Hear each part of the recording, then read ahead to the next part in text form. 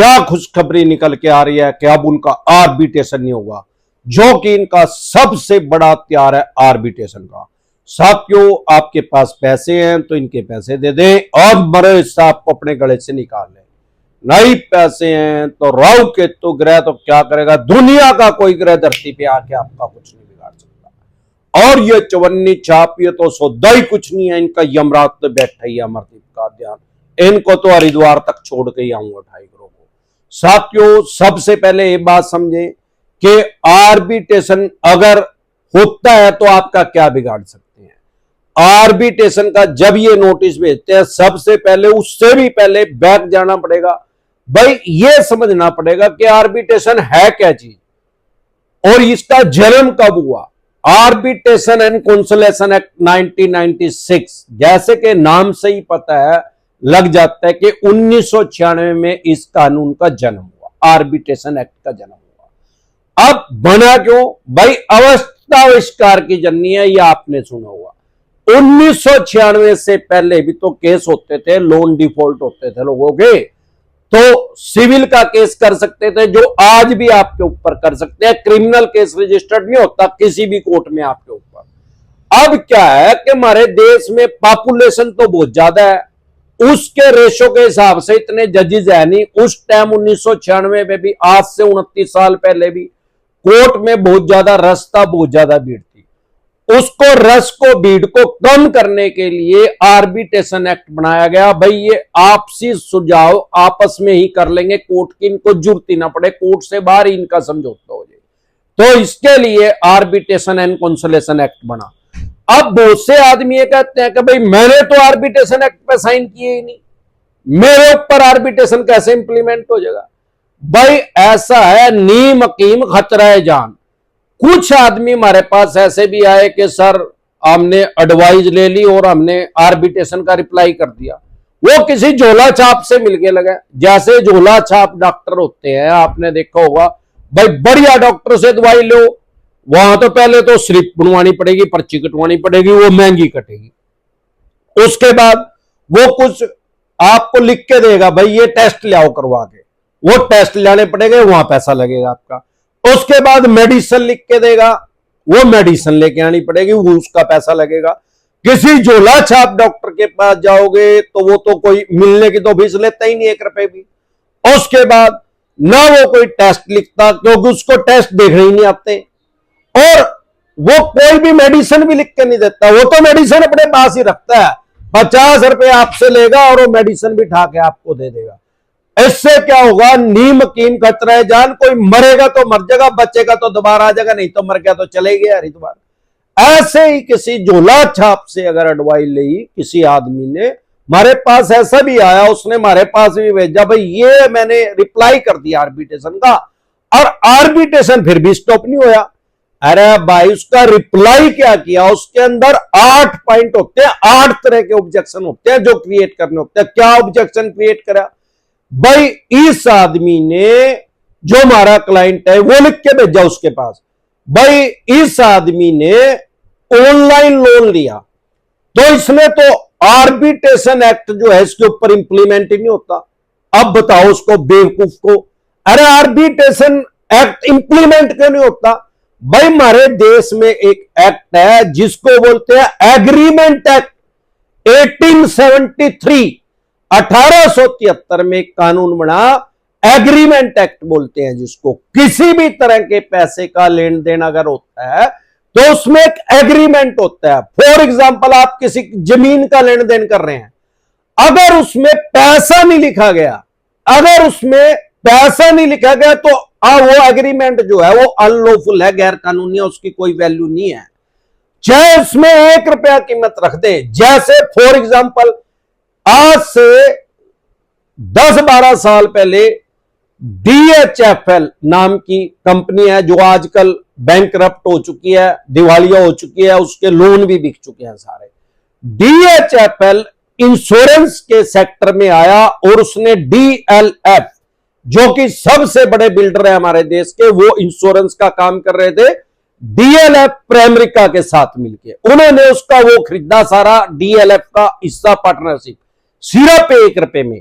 तो agreement act के अंदर सिर्फ 1 रुपया लिखा गया, बाकी का जो भी लेन देन था वो कुछ नहीं हुआ। वो जो भी उनका तामझाम था, भाई जितने पैसे डीएलएफ ने पब्लिक से ले लिए थे वो डीएलएफ के हो गए, और जितने बैलेंस लेने थे वो डीएचएफएल लेगा, और जो किसी का भुगतान करना होगा तो डीएचएफएल करेगा। और जितने भी ऑफिस थे, जो भी उसमें फर्नीचर था, जो भी कुछ था, वो सारा डीएलएफ ने उसको डीएचएफएल को दे दिया, क्योंकि IRDAI insurance development regulator of authority of India की एक गाइडलाइंस है, कोई भी आदमी अगर इंश्योरेंस का लाइसेंस लेगा 5 साल तक उसको मिनिमम वो काम करना पड़ेगा, 5 साल के बाद उसको सेल कर सकता है। तो हम लोन के भी सुपर स्पेशलिस्ट है और इंश्योरेंस के भी, क्योंकि ये दोनों आपस में जुड़े हुए हैं। अब जो एग्रीमेंट एक्ट है, अगर आपने ऑनलाइन लोन भी लिया तो आपने एग्रीमेंट एक्ट जो है उस पर साइन नहीं किया, कोई बात नहीं, आपने एग्री किया उसको, आपने उसको अप्रूवल दी, तो वो आपके साइन ही माने जाएंगे। अब एग्रीमेंट एक्ट के अंदर 50 तरह की टर्म कंडीशन लिखी रहती हैं, वो सारी बैंक एनबीएफसी कंपनी की साइड की होती है, और आपने उसको एक्सेप्ट कर लिया। ऑफलाइन लिया तो आपने उस पर साइन किया, या 100% साइन किया, 100% आपने उसके ऊपर साइन किया, उसके बिना कोई बैंक एनबीएफसी कंपनी लोन नहीं देती। हाँ, अगर ऑनलाइन लिया तो आपने अप्रूवल दिया, जब आपने अप्रूवल दे दिया, आपने उसको एग्री कर दिया, भाई मैं इसको मानूंगा, मेरे ऊपर ये इंप्लीमेंट हो जाएगा, मेरे को कोई इतराज नहीं है। उसके अंदर 50 तरह की टर्म कंडीशन लिखी रहती है, उसी के अंदर ये वाला था, उसके अंदर एक क्लोज है आर्बिट्रेशन का, कि भाई अगर किसी टाइम आपने किसी भी कारण से ईएमआई को डिफॉल्ट किया तो आपके आर्बिट्रेशन की प्रक्रिया आपके खिलाफ हो सकती है, और आपने उस पर साइन कर दिया या एग्री कर दिया, अप्रूवल दे दिया। अब आप उस बैंक एनबीएफसी कंपनी ने आर्बिट्रेशन की प्रक्रिया को स्टार्ट कर दिया, आप क्या कर रहे हैं, उसका रिप्लाई दे रहे हैं, उस रिप्लाई में क्या लिखा, भैया आर्बिट्रेशन एक्ट इंप्लीमेंट नहीं होता। अरे बेवकूफ है यार, नीम हकीम खतरे जान, बेवकूफों वाला आंसर दे रहे हैं उसका लॉफुल आंसर दो ना, ऑब्जेक्शन क्रिएट करो लीगल तरीके से, कानूनी रूप से। ये क्या है, वो तो फिर करेगा ही करेगा यार, वो तो आपका दिखा देगा भाई ये एग्रीमेंट एक्ट के ऊपर इसने साइन कर रखे हैं जी, और नहीं तो वो जो आपने अप्रूवल दी थी, एग्री किया था, उसका प्रूफ दिखा देगा भाई इसके ऊपर तो आर्बिट्रेशन एक्ट इंप्लीमेंट होता ही है। अरे भाई उसमें 8 ऑब्जेक्शन है, उसमें आप क्या कह सकते हो, भाई ये जो अदर स्टेट में आर्बिट्रेशन कर रहे हैं ये अनलॉफुल है, गैर कानूनी है, या आप ये कह रहे हो कि भाई आर्बिट्रेशन में हम लिंक भेज देंगे, आप आ जाना, इसमें पेश हो जाना। भाई जब आर्बिट्रेशन एंड कंसोलिडेशन एक्ट 1996 में बना था, तब तो हमारे देश में नेट का जन्म ही नहीं होया था, तो वो एक्ट के अंदर ये कहां से एडमिट हो गया, उसके अंदर कब अमेंडमेंट हुआ, कब बदलाव हुआ कि आप कहीं भी अदर स्टेट में हमारी आर्बिट्रेशन की प्रक्रिया कर सकते हो। आप दिल्ली रहते हो मुंबई कर देते हैं, मुंबई रहते हो चेन्नई कर देते हैं, चेन्नई रहते हो कलकत्ता कर देते हैं, कलकत्ता रहते हो जम्मू कश्मीर कर देते हैं। आपको ऑब्जेक्शन क्रिएट करना है कि भाई जिस स्टेट में रहता हूं, जिस डिस्ट्रिक्ट में रहता हूं, वहां मेरी आर्बिट्रेशन करिए यार, मेरे घर से 3000 किलोमीटर दूर क्यों कर रहा है। ये चाहते यही है कि आप उसका जवाब ना दे, और जवाब ना दे तो ये उसको वन साइड डिसीजन दे देंगे, एक तरफा फैसला दे देंगे, और आर्बिट्रेशन का उसको बैंकिंग की भाषा में, कानून की भाषा में अवार्ड बोलते हैं, अवार्ड पास कर देंगे। उसके बाद आपके घर का फर्नीचर अटैच करने के ऑर्डर दे देंगे, bed, sofa, TV, washing machine, cooler, AC, dining table, gas cylinder, चूल्हा, या आपका कोई व्हीकल है उसको अटैच करने के ऑर्डर दे सकते हैं। आप सैलरीड है, 50% सैलरी को अटैच करने के ऑर्डर दे सकते हैं। आपका किसी अन्य बैंक में अकाउंट है उसको होल्ड करने के ऑर्डर दे सकते हैं। लेकिन ये कब दे सकते हैं, जब आपने उसको ऑब्जेक्शन क्रिएट नहीं करा, 8 पॉइंट से 8 ऑब्जेक्शन क्रिएट नहीं करे, तब दे सकते हैं। अगर आपने कानूनी तरीके से, लीगल तरीके से 8 ऑब्जेक्शन उसके क्रिएट कर दिए तो वो स्टॉप हो जाएगा, रुक जाएगा। फ्यूचर में वो ऑब्जेक्शन क्रिएट होने की वजह से वो आर्बिट्रेशन कर ही नहीं पाएंगे। तो इसी तरह की या किसी भी तरह की कोई भी दिक्कत परेशानी आपको या आपके किसी भी यार प्यारे रिश्तेदार को लोन से रिलेटेड आ रही है, अगर आप मुझे अभी फेसबुक पे देख रहे हैं, फेसबुक पेज पे देख रहे हैं, इंस्टा पे देख रहे हैं, मोज पे देख रहे हैं, लिंक्डइन पे देख रहे हैं, हेलो पे देख रहे हैं, व्हाट्सएप चैनल पे देख रहे हैं, तो हमारा एक चैनल है यूट्यूब पे डिसेंट एडवाइस के नाम से, जिस पे मैं 3,500 से भी ज्यादा वीडियो डाल चुका हूं लोन से रिलेटेड। वहां डेली मैं लाइव भी आता हूं रात को 9 बजे। तीजो त्वारो 12 इतवारो, आंधियो तूफानो मीहो बारिशो खांसियो जुकामो नजलो बुखारो, लाइव में डेली आता हूं अगर अपनी स्टेट में होता हूं।